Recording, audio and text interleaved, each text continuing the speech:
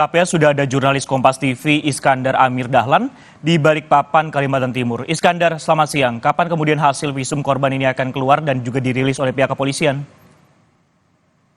Baik Francisco dan saudara, hingga saat ini pihak kepolisian masih menunggu hasil visum yang dilakukan di Rumah Sakit Ratu Aji, Botung Penajam Pasir Utara.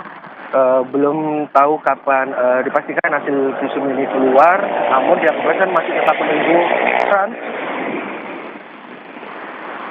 dan untuk saat ini sendiri pihak kepolisian masih memeriksa 5 saksi yang terdiri dari keluarga korban dan pihak RT, dan untuk selanjutnya pihak kepolisian juga akan terus mengusut kasus ini dengan melakukan tes kejiwaan kepada tersangka J untuk melengkapi hasil pemeriksaan, Frans.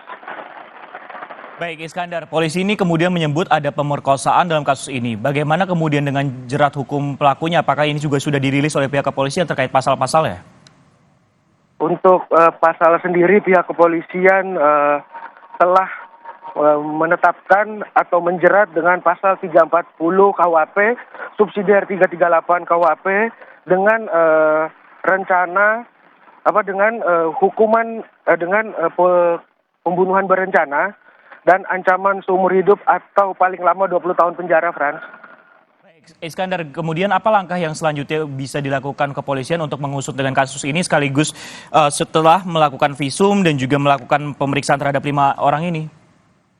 Hingga saat ini pihak kepolisian masih akan melakukan pemeriksaan kejiwaan untuk melengkapi hasil pemeriksaan. Yang kami dapat informasi seperti itu, Frans.